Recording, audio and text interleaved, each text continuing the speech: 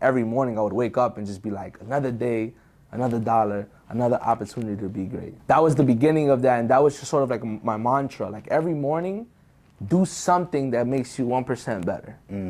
No matter what it is, just wake up and get to it. Wake up and get to it, and it stuck with me, and then it became like the mantra of mine. It's like almost like the slogan to my hustle. Right. It was like another day, another dollar. RapDillz Exclusives, come slide. Yo, Steve, welcome, RapDillz, man. We here, man. We here, with the man. legend himself, RapDillz. Appreciate that, man. I'm glad you came through. Word. You got a lot going on, man. I've been watching your journey for years now. And just seeing where you're at with it, and you continue to be a dope creator and just elevating. It's a super inspiring thing, and I'm glad you came to tell your story with RapDillz. Appreciate that, bro. Hell yeah. How's things been?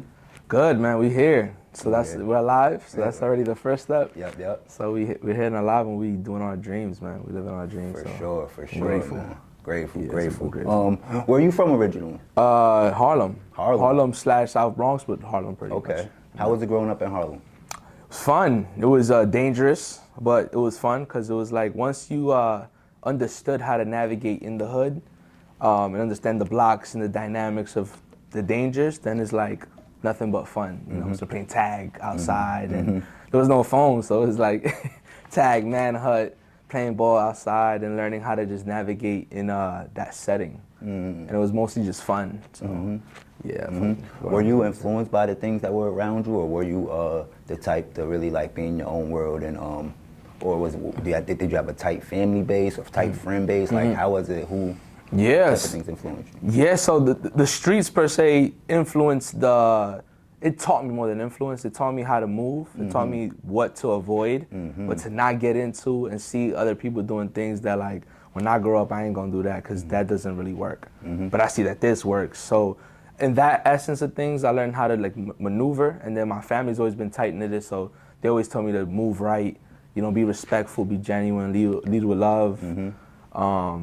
And to be aware. I think self-awareness was the biggest thing I gained from growing up in my family, was like be aware, understand people and people's agenda, you know, if someone's for you or not. So stuff like that, yeah. Dope. You also graduated from college, right? Yeah. Can you talk about that journey, and where'd you go? So I went to Manhattan College in Riverdale in the Bronx. My dream school, so I was hyped when I got in high school. That was like a big thing for me, but college was amazing. That taught me how to deal with like other than minorities. Growing up, you know, it's minorities from K to 12, but college is like I got more like Asians and white and all types of demographics. So I learned how to maneuver in different rooms, you know what I'm saying? Talk about different things, and it's not about always, you know, things that I was used to. It's more like, all right, let me see what you guys are into. What's y'all culture? Why y'all like what y'all like? You know, and then like blending that. So it was definitely a big growing thing for me in college. Dope. Yeah. I got a question about college. In your perspective, do you think, for you, was college more important for where you're at today, for the things that you learned in college, or the community that you built and the friends that you built? What was more of a takeaway for you? Definitely the community I built and the skills I acquired just socially. You know, having friends and different. I actually pledged APD, Alpha Phi Delta, so I was in a white frat, and doing that was also something that gave me a different perspective of like, oh, this is how y'all operate and what, you know, how y'all language and how y'all communicate. So. Yeah, I think socially I learned so much because I learned how to market myself and like what the sociology of people and seeing how different types of people move, and then how I could adapt to everything and know how to communicate to everybody. Which down the line, when I'm doing the things I am now, I know how to talk to anybody. I could be in a boardroom with billionaires that talk a certain way, where I could also be, you know, outside and know how to navigate in both situations. So. Shout out to college for that. Yeah, that's super important. Like, I'm sure you and some of your frat brothers still talk to this day, and y'all can call each other for whatever it is. Like, is that true? Like, frat brothers are usually connected for the rest of their life? Yeah, so for the most part, yeah. Not a lot of them, but definitely some of them that I can still communicate with and still like, yo, how you doing? Or if there's an opportunity, they could swing my way. Or just checking up on me, like, yo, how you doing? I'm supporting whatever you're doing. You know, whatever you want to do, I'm there for you. So. yeah, that shit is. Also, another question about your past. We'll get more into the future. You're into athletics, like you play volleyball, right? Let's talk about what has that team sport taught you, and did that give you a competitive drive in life, or like teach you about being disciplined as far as like working out and just sticking to something, because you did it at a high level, correct? Well, I didn't get to do like a D1, but I did sort of in high school. I performed at a high level in the high school. I think it's called PSAL in the PSAL league. But in college, it was more like a club, so it wasn't like a full Division I type thing. But what did volleyball teach you though, just in life? So yeah, volleyball. Well, I played basketball and volleyball, but volleyball I had more success in and learned more. Basketball is more about discipline and waking up every morning and practicing, and and getting used to practicing to get better. While volleyball was more leadership. My coach was very. I was the best player on my team, so she was like, "You're the best player skillfully, but in order to really be the best player, you got to be a leader and make the people around you better and speak to them, even the kids that are not good, make them feel good. So lead with action." So shout out to Spieler, Nikki Spieler. She was my coach, but she taught me how to like read the room, who needs help, know how to talk to people differently, and those leadership qualities definitely helped me me now as an adult. Also, I'm a competitive person, so any type of competition was like, we're not losing. I don't care if we're down, we're not losing, keep your head up, let's go. So yeah, volleyball was a huge piece of my life to become a leader, for sure. For sure. Oh, that's dope, man. So you went through your journey growing up in Harlem, going to Manhattan College. At what point did you pick up the camera, or even getting into being a creative?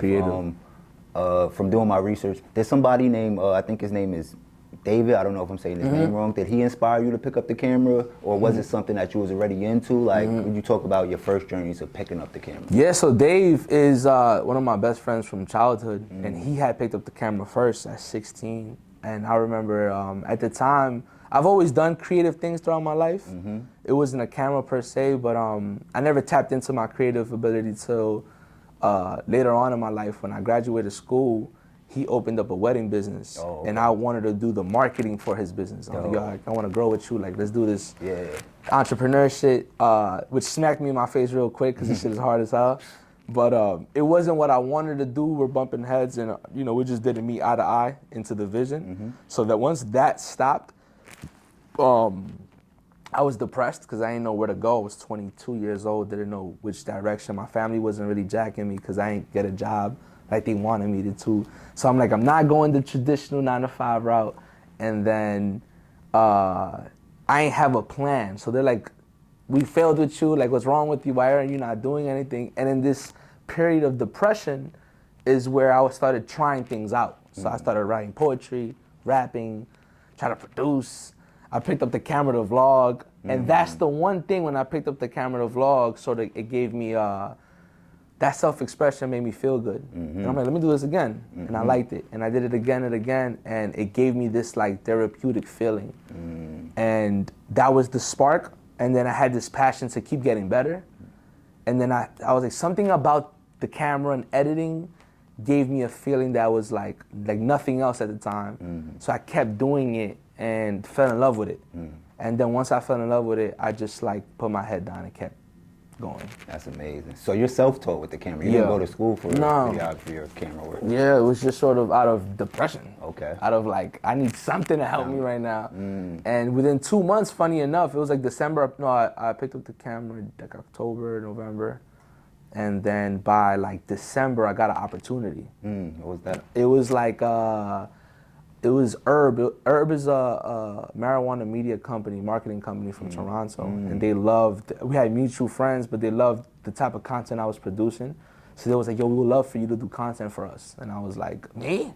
Wow. I just picked up a camera. I don't know what I'm doing. I'm just putting shit together. He's like, you have an edge and I like your editing style. And I'm like, I just learned how to fucking edit. So to me, it didn't make sense, but I was like, if I'm getting opportunities and I'm passionate about something for once in my life that I'm just like obsessed with, I'm like, I'm gonna just keep doing this and see how far it could take me. Wow.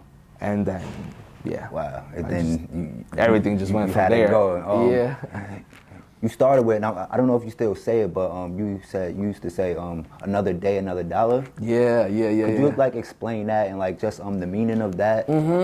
So in going back to college, my junior year of college, I remember 2-3 weeks, I was just like smoking and drinking and like not doing anything. And then one morning I like woke up and I got like, this can't be it. I can't just be doing this. Like I gotta be doing something that's like progressing me in life. And I got this motivation and I was like, yo, it sort of came to me like another day, another dollar, another opportunity to be great, you know, to make a difference, another opportunity to do something positive. And from that point on, every morning I would wake up and just be like, another day, another dollar, another opportunity to be great or make a difference or whatever. I would play with both of those, but that was the beginning of that, and that was just sort of like my mantra. Like every morning, do something that makes you 1% better. No matter what it is, just wake up and get to it. Wake up and get to it, and it stuck with me, and then it became like the mantra of mine. It's like almost like the slogan to my hustle. Right. It was like another day, another dollar. Right. Another opportunity. Right. And then that was sort of that whole, how that became a thing. Nah, that's fire. And you just kept it going, and then you came with the legendary saying, you have now entered a vibe. Crazy. Let's talk about the progression of that drop, because when you first put it out, you had like different voices, and it's like you was finding the right voice to the amazing voice you got now. Let's talk about how you came up with that, and who's even the voice behind that that's saying that. Yeah, so that was when I started doing video, I was like, I always looked up to like the Metro Boomins, Mike Will made it. Producers always had a tag, and it was the coolest thing ever. And I was like, I always know these beats because of the tag. Videographers at the time, no one had a tag. I'm like, I don't know anybody that got a tag that's a distinctive. So I'm like, if I'm gonna be doing this, I gotta put my stamp on it. That's different. So You Not Entering a Vibe came pretty like natural. It was like I was always about vibes and good vibes. So I was like, You Not Entering a Vibe, and I'm like, damn, that would be cool as a tagline. And initially, it was supposed to be like an alien type voice. So like, you're now entering a vibe. It was a static voice. And then I started watching Narcos, and I fell in love with like this like cartel sensual woman saying it. Right. And then like a Maybach music. Yeah, sort of something like that. So I had a girl do it. That was like the voice for a couple years, and then I pivoted to another female voice, which I'm gonna keep that secret because I feel like just to give it the mystery of it. Yeah, for sure. But she's an artist, so I'll give that much. She's a creative as well, but I have her do the voice, and that's like the voice that we hit today. So, bro, and it's like so dope because like you kind of hit it. You hit it right on the nail with like when you hear the If Young Metro Don't Trust You or all of these producer tags, you know exactly whose song it is. How you edit your joint, and it starts with that black screen with the yellow like. It's super genius that you even, it's something so simple, but that you came up with it and made that your brand, and now it's like, we know this is a Steve video when it comes on, and you have now entered the vibe. Like, you got the merch now, I know people going crazy for it and stuff like that. That's just super dope. So you're gonna keep, always, that's your thing, that's your the bread and butter, yeah. Okay. That's like the slogan. That's gonna be like how Nike got Just Do It. You're Not Entering a Vibe, you know. And even just to give backstory to that, is like I always wanted it to be like, once you see the black background with the yellow letters, you know you're about to enter something. The vibe, a certain video, something's about to come. So I like that. I like to get the viewer ready before you get into the experience. Okay. So yeah, that's dope, man. Yeah. That's dope. So when did you start on YouTube? Like, was it with the vlogs or like, what was your goal when you was doing that? Like, what type of things were you filming or wanted to film when you was doing your vlogs and stuff like that? Yeah, at the time I was just like, I'm just recording anything. Funny enough, I think I met you in one of those random pop-ups in the city, and it was like, I have my camera, and I'm just gonna come here and document it through my eyes, and then show the world, you know, what this is. So.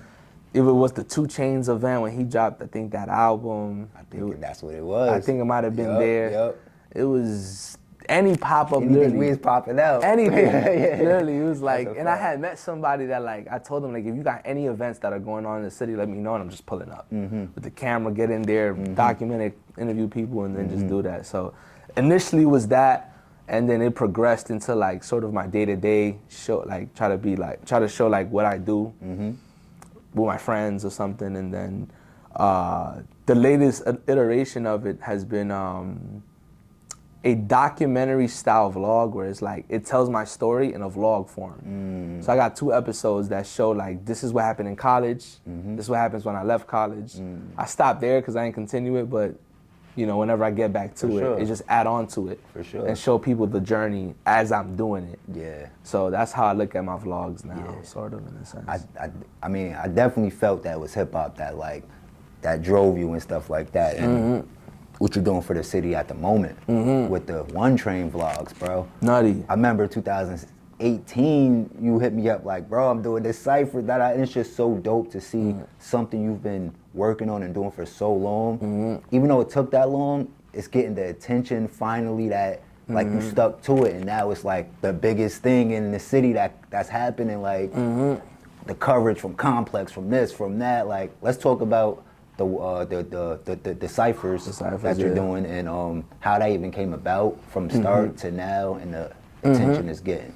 Yeah, so the ciphers, you know, me being a 90s baby, I loved hip hop. I've been engulfed in hip hop since I've been born at this point. For sure. But I used to love seeing like when Jay-Z was with DMX and the dude with the red, I think it was a red blazer, and they're doing a cypher there, and like I see Wu-Tang in the back staircase doing a cypher, and I'm like, damn, if there's something that's missing lately in the last 10, 15 years is we don't got that part of the culture in our culture now. It's like no one's doing ciphers, everything's about numbers and like TikTok and dances, and I'm like, let's just scrap all that and get back to the art form. Like people that love the art come together and just express themselves without gimmicks.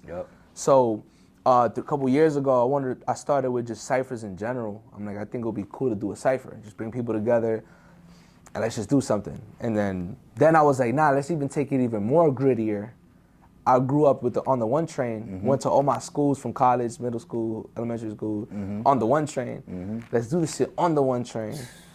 So at the time I only had 4 or 5 artists, but it was just like 5 artists on a one train. And in my head, I'm like, this just never been done that I remember ever seeing. This is our moment. And I mean, you could gain fans because there's always people on the train, so it's beneficial for these artists. And for me, it's like, this shit just looks fire. Black and white, real gritty. And that was just the early thoughts of it. Like, I just want to recreate something that was in my childhood, and I want to be, make it now as an adult. Fast forward a couple years, I'll keep doing it here and there, trying it outside, inside, back in the train. We did it again in the fall for the first time in the train, and it was like 25 people. Okay, this is better than 5 people. I could do this. Second time, 50 people. I'm like, damn, this is starting to like, third time, 50 people again. I'm like, okay, this is something that I could like, this is special. Then this last time it was over 100 people, and I'm like, oh, now we got something special now here.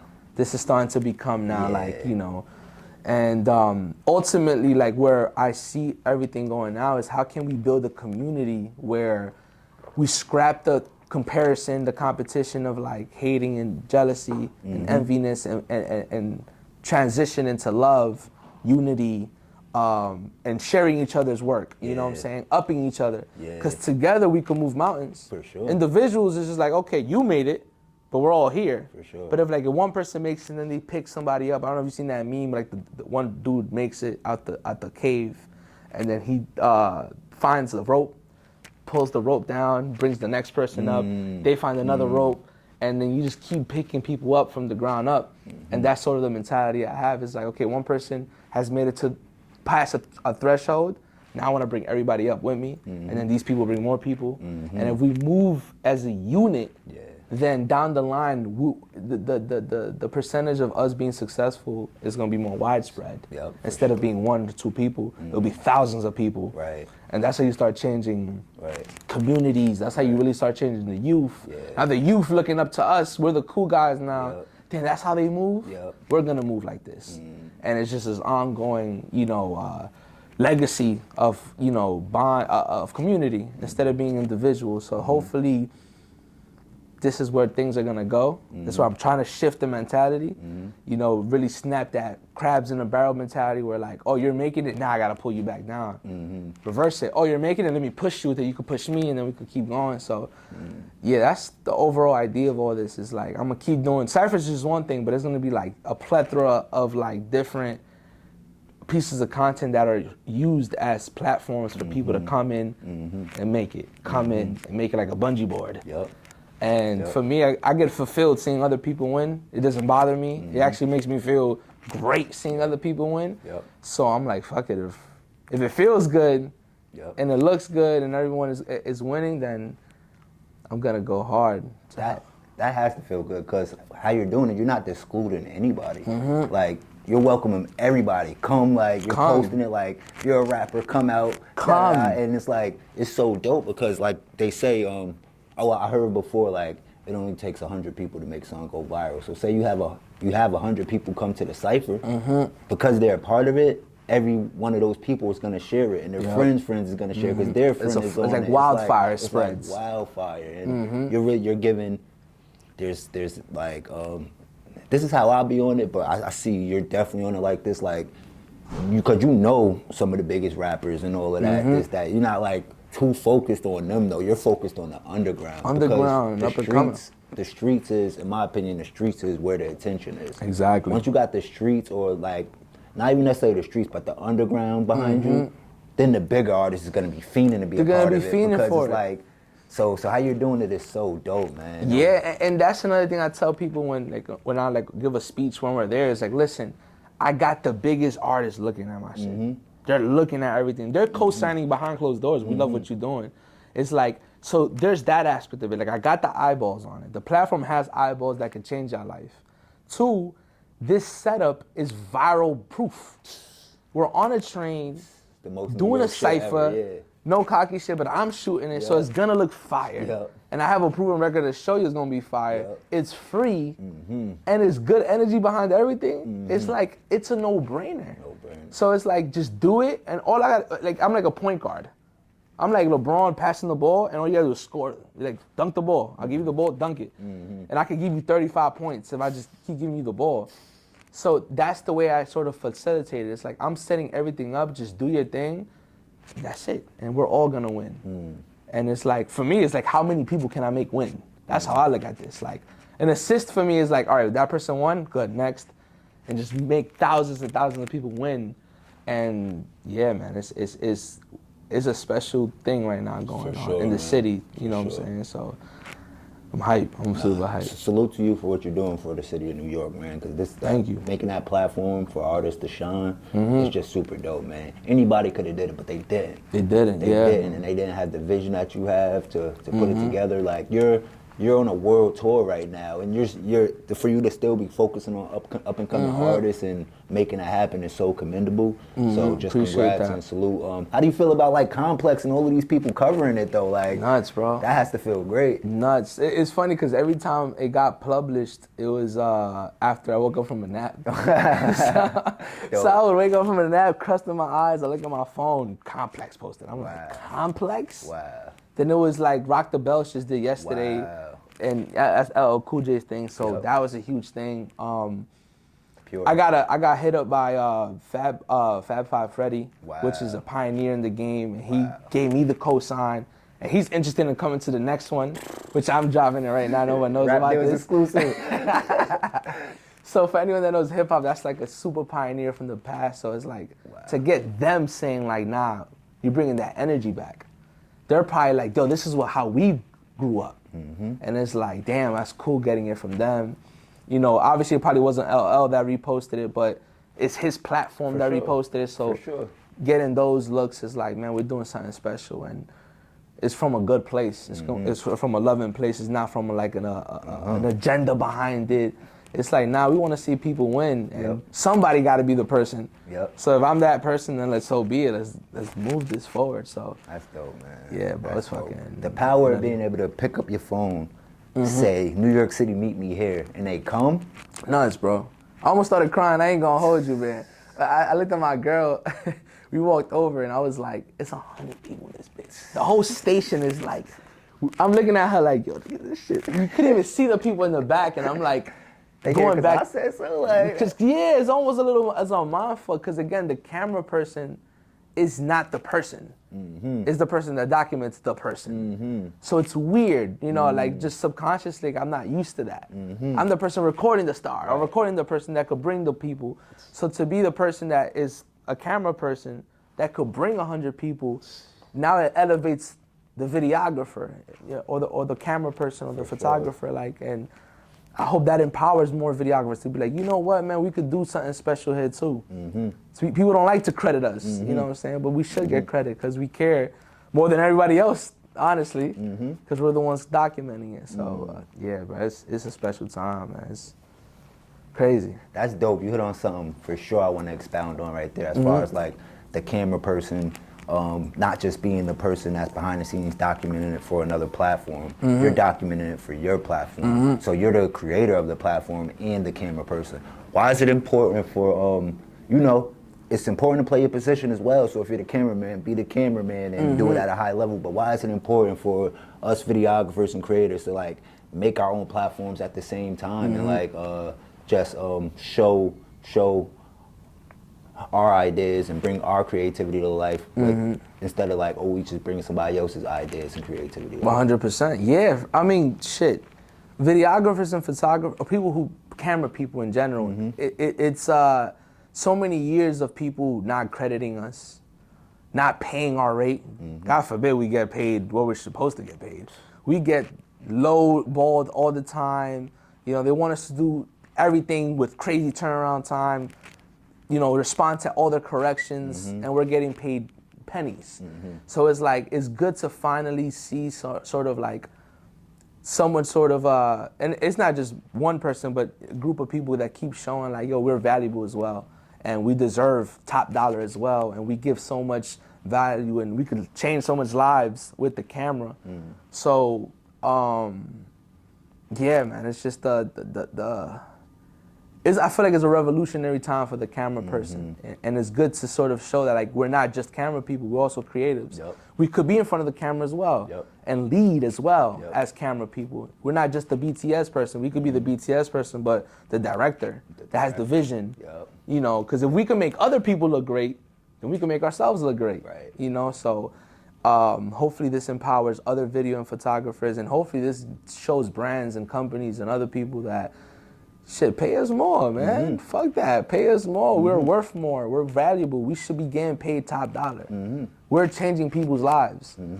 Like, giving us scrap money, and God forbid we ask for a certain amount, they look at us crazy. It'd be wild. It's like, yo, we're the ones making y'all look good. The reason why you got more fans, you going viral, you got more clients, it's because we sat down, made a mood board, made a treatment, looked at know how to shoot you from your left side or your right side, or your front side to make you look better. We know that.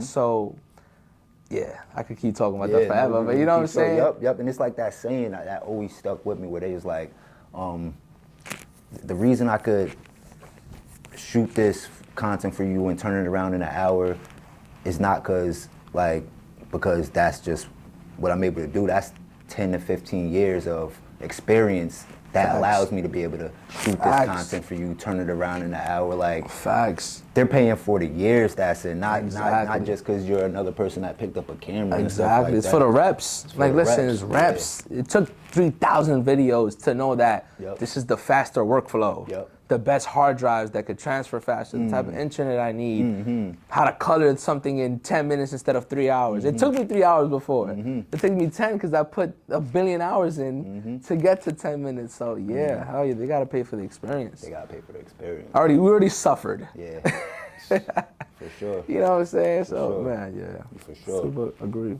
And it's dope that you're telling your story. So, cause like, it's a lot of people seeing what you're doing now, what you're about to get into, and they may think this came overnight, but nah, bro, you've been putting in this pain for years, straight out of New York, still putting on for New York, but now you're traveling the world with this new opportunity that. It's an opportunity, but in my eyes, like, you made this opportunity for yourself because how hard you was going. But you're the official cameraman for Russ now, right? Videographer for Russ. Yeah. You shoot them on tour. You shot music videos for them, all types of stuff. Cool. Let's talk about how that even came about. Yeah. And how you even got this opportunity. Crazy. I mean, even when you said that, it don't even feel real, bro. You said that, I'm like, me? I'm his camera. That shit would never feel real to me. That shit is like, yeah, it's crazy. But so about a year ago now, almost a year, he put out looking for a videographer. put a contest for the whole world to try. Wow. I wasn't even gonna do it, honestly, but the hustler in me was like, let me just try this shit. I might get picked today. And it was 3 o'clock in the morning on Twitter. I saw it. I posted it. I posted one of my reels, and he commented within 15 minutes like, yo, this shit is fire. I was like, oh shit, cool. I've had people comment before back, so I'm like, all right, that's cool. Thank you, bro, whatever. 5 minutes after that, he DMs me through Twitter like, yo, your shit is fire. My manager's gonna hit you tomorrow with your number. I was like, no way. I'm like, the whole world going for this. Like, how did I get picked? And that was it. That was the moment. The manager hit me the next day, and it was like, you want to go on tour? I'm like, fuck yeah. That's been a dream of mine, go on tour. And it was a world tour, so it's not even just like North America. We going all 7 continents, you know, everything covered, you get paid. Wow. You know, and I was like, damn, we here, you know what I'm saying? So after that moment, it was just like, I looked at this opportunity like the NBA. Like, all right, I finally made it to the league. I've been trying my hardest my whole life to make it to the league. I'm in the league now. So either there's two different types of people. It's people that are like, all right, I made it, I'm good. Or the person that's like, I gotta go harder than ever. I gotta really like show out. So that's how I treated tour. It was like, I was like, I'm gonna work harder than everybody and him. And I was on his bus. So I was like, I'm really not sleeping. I'm like, he could come out and see me sleeping? Never. It's funny, I tell him now, too, I joke about it, like, yo, bro, when I was on the bus, I was gonna have my eyes open looking at you when you wake up. That's such a dope mind. And he said it like, yo, I knew it, because I'm like, I would wake up and be like, this dude is still not sleeping. I'm like, nah, nigga, I'm here cooking. What video you want? Never let them see you sleep. Never see me sleep. Yeah. I was always just drinking water, and I was just like editing in that bus, didn't sleep, long hours traveling, long bus rides. But I wanted to make it a point like, I'm not playing around. Not taking it I'm for granted. here, and I'm gonna develop, and I'm gonna keep killing it. And it was rough in the beginning. I was making mistakes and stuff, and it almost got to a point that he was like, he might kick me out of tour, which people don't know. I was messing up, and you know, my back was against the wall, and I showed up when I had to, and then I just never looked back from that point on. Like, once I learned what I had to do, what the assignment was, I just like dialed in and just kept killing it, and then a year later we still rocking out. Just came back from South Africa, which is like, you know, crazy that I would think about those moments. You know, people see everything else. I'm like, I almost got kicked out. And y'all don't even know. Just to show the people that's grinding, like, this shit is never sweet. Never feel like it's sweet. Like, you might be there and still be dealing with adversity while you're there. For sure. So that just taught me early, like, nah, I'm gonna stay focused. You know, so. Yeah, man, it's been the craziest experience, though. That's amazing. And those hiccups is gonna happen, but that's the only way you're gonna learn. So it's like, that's so dope to hear that, like, you got through that, you got through the adversity, and now like these clips you're putting out of the tours, like, it's one thing to have the camera and like be able to film a recap or something like that. You're turning these shits into movies. Like, where did you develop those skills to be able to like make some real cinematic shit like that you're making? Like, was that from popping up at all of these, like, because we've done a lot of things throughout the years, but most of the time it was for free. And the fact that you it's like, that was our like college, that was like our internships type thing, all the things we were doing for free. Now you're on a world tour getting paid for it. Like, what was the most valuable thing in your past that set you up to do what you're doing now during this tour and stuff? Yeah, amazing question. But yeah, it was the reps. It was when I'm on tour and he's like, let's say I get off the stage and he's like, yo, I need that clip. You got 15 minutes to get that clip to him. Like, we don't got this like wait around, like, so I'm taking my laptop, SSD, and when I'm doing it, I'm not even noticing the repetition got me to this speed. I'm opening my laptop, while I'm opening my laptop, SSD, dump it, color, like, it's I'm like a robot now. But what I'm looking back at is I've done this action thousands of times, which got me to this speed. And it was just like going to pop-ups, going to SOBs, paying $10 for SOBs to shoot freaking Sunny Digital and being the first person to do the turnaround. Like, I want to be the first person that does the edit. And that was the separator. I'm like, listen, we're all nice. I saw 5 killers in here. But the one separator is, I'm going to be the first nigga. You know what I'm saying? And I'm gonna do my due diligence and like I'm gonna send it to him, his manager, his friend, his boy, his bodyguard, his cousin, and I'm gonna be sending it to all the people that I need to, and I'm gonna be the first. And sometimes that's more valuable than who does the coolest edit. It's like, can you be the fastest with good quality? So all that over the years, I did that a trillion times for Cardi B, for this person, for this person. So now when I'm on tour in the big leagues where the pressure's on me higher than ever, I'm unfazed. I'm looking at him like, what else you want? He's like, it's funny. It's a crazy story. In this last tour, I remember I will go like after he gets out with his family, he's chilling. So sometimes I sit next to him. I just take out my laptop and I'm like sweating because he wants me on stage for 2 hours. So I'm on stage shooting for 2 hours, top to bottom, the whole set. Because he wants me to just capture those like moments, like. He don't know which moment, but he might be like, I want the 4th song, 2nd verse. So I gotta have the 2nd song for, if I miss that, then he's like, damn, bro, that was a good moment. So I shoot for 2 hours straight, so I come out and I'm sweating, put my camera down, and I remember I'm over here like sweating on my laptop, and I'm like the Terminator. I'm just like, boom, boom, boom, boom, send it over to him. He's like, nah, this shit fire. You want something else? Send him another one. So I wanna like, the way I look at the opportunities, like I wanna put him, I want to inspire him. He's already made it. He's already filthy rich, doesn't have to work no more. But like my energy almost inspires him to a certain degree. That's like, so damn, dope. This dude right here is relentless. And he's making me better. So, and that's my approach to it. It's like, I don't care who else is in this room. Me and you, we gon', you know what I'm saying? We gonna level up together.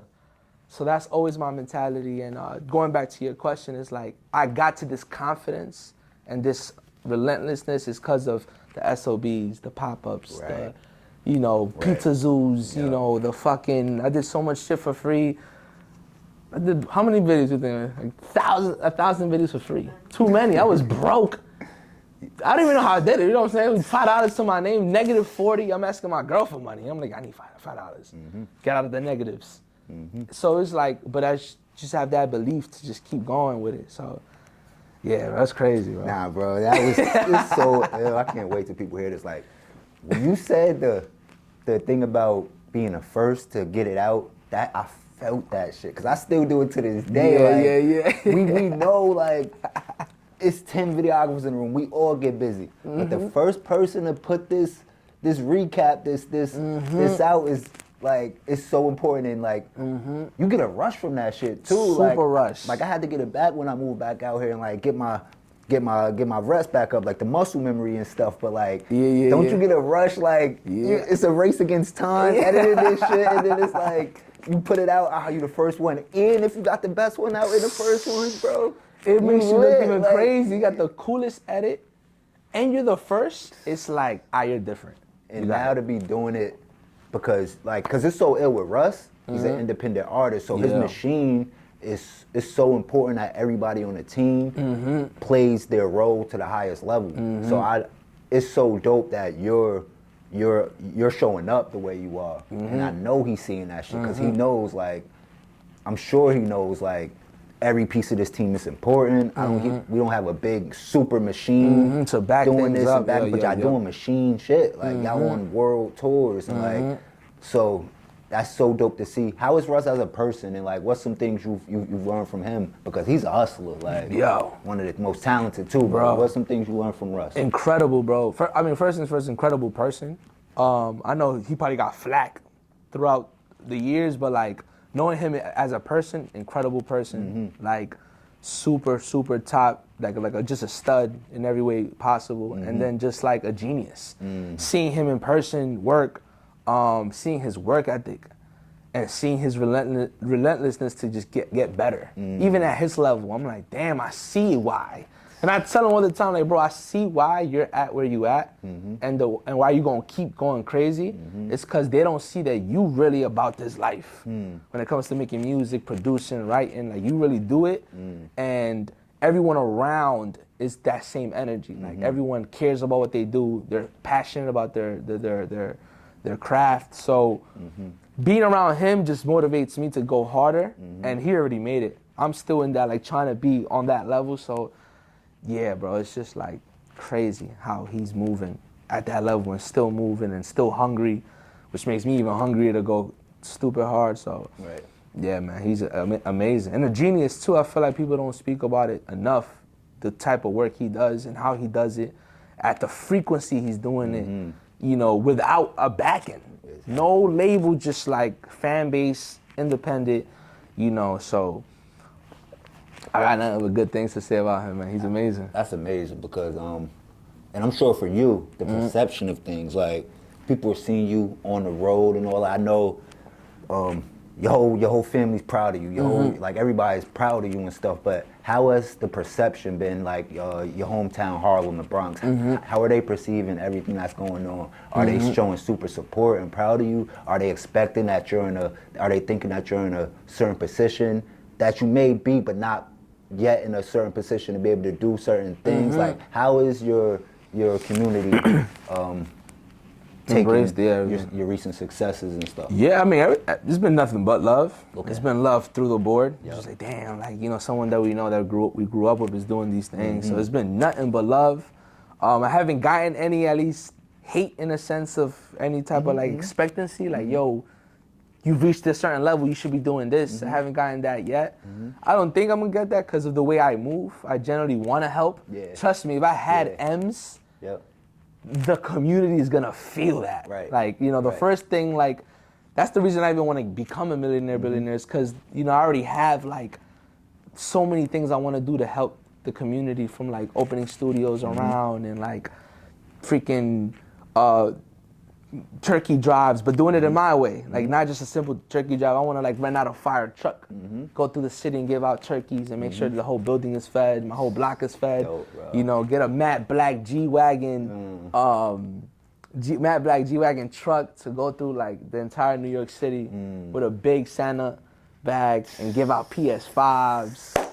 Give out, you know what I'm saying? Have kids just, like, outside, like, just throwing out toys, cameras.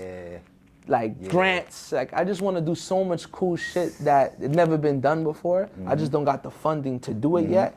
But the second I do, like, trust me, the community will feel it. They will feel it. But what's so dope is that, like we said, you're on a world tour and you're coming back to your hometown directly, and putting on 100 rappers, giving them the opportunity. Yeah, like, bro. So we know that's in your character, and these are things you're gonna do. Everything you just said is like, I know that's gonna happen, bro. I know that's gonna happen, and that's so amazing.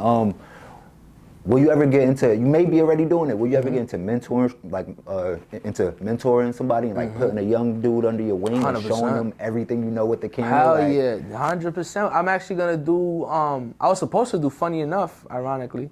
Today was supposed to be my workshop. I pushed it back a week because obviously the success of the cypher got everything a little bit in shambles. So I'm trying to, like, get everything pieced together. But I'm gonna do a workshop on the 12th.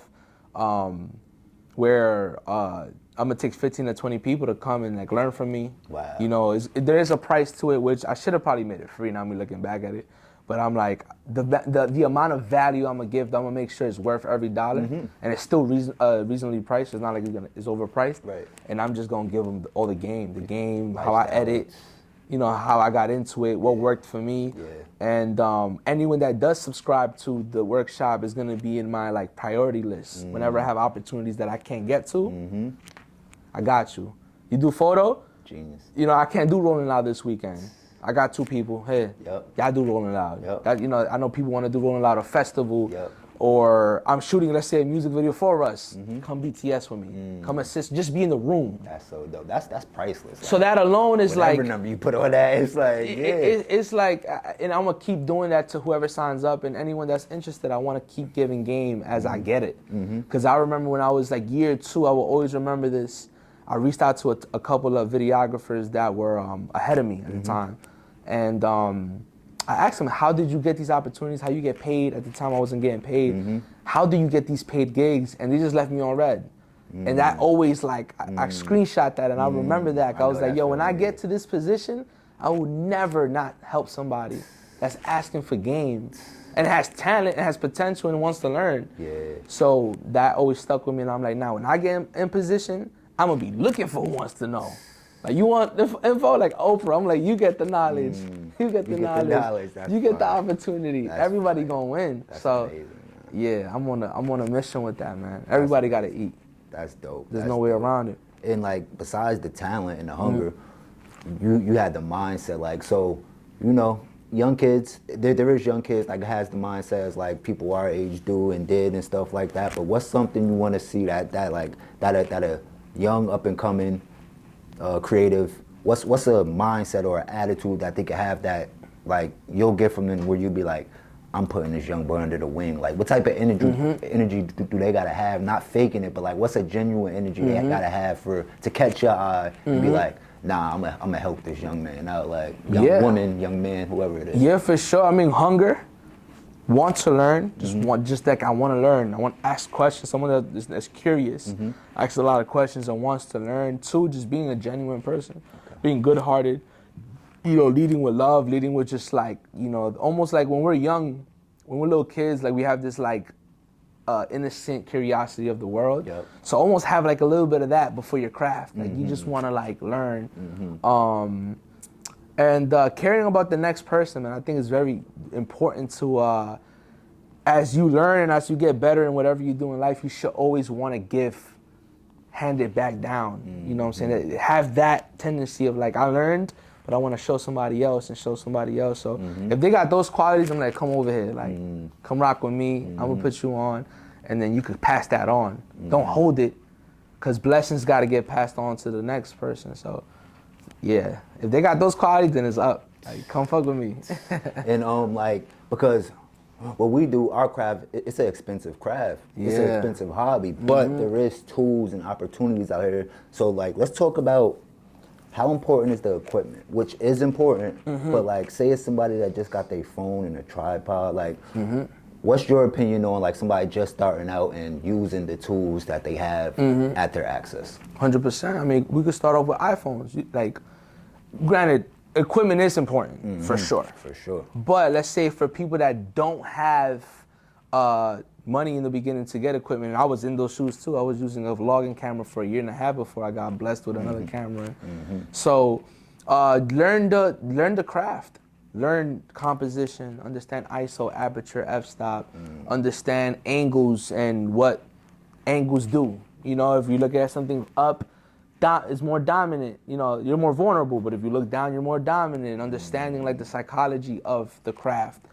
Learn those things first. Learn storytelling. There's an arc. Start, you know, climaxes. It comes back down. Understand colors. You know, colors are huge. Like blues, I think blue is calming and green is happy and yellow is... Learn the color science and understand like when you're coloring a clip, how can you make people feel a certain way? These are all things outside of the camera. These are just like knowledge and craftsmanship. Learn that stuff first, so whenever you do have a camera, it's just the quality gets better. It makes your life a little easier, but you know, you could do the same thing with different cameras. A Red and an iPhone, you could do the same thing. The same story could be told. The same thing could be told. It's just a matter of quality, obviously lenses and other things that make your life easier and more professional. But just dive into the craft and use your phone.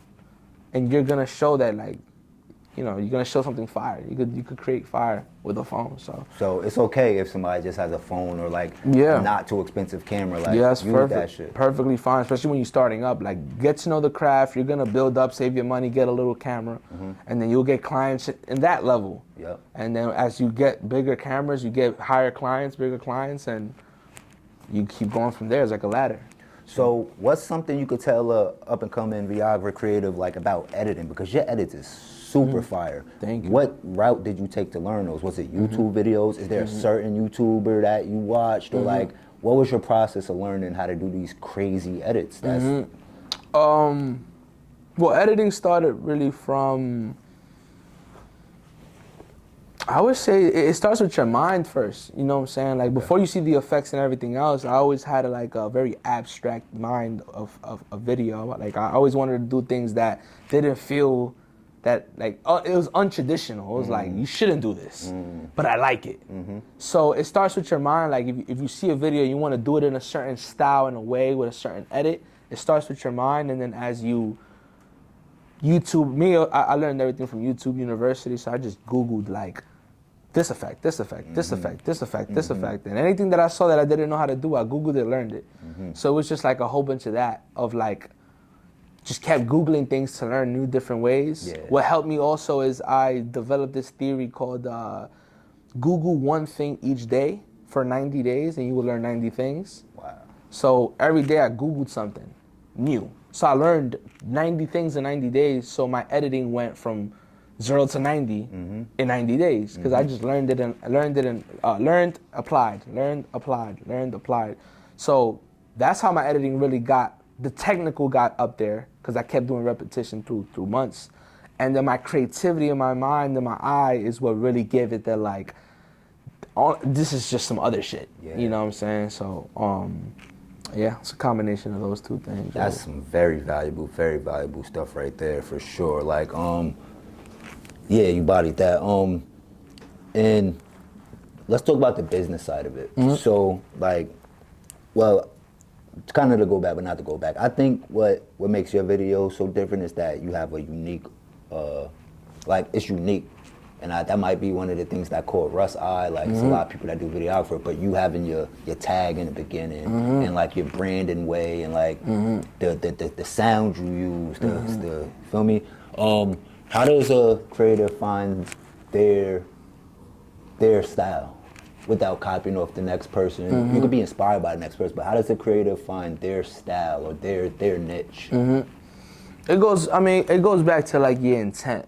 You know what I'm saying? It goes back to sort of like when you create all the time, you start having tendencies. If you create 1,000 videos, trust me, you're gonna notice that you tend to lean towards these effects, these transitions, this style, this storytelling. So a lot of it is repetition, just keep doing it and you start developing things you like.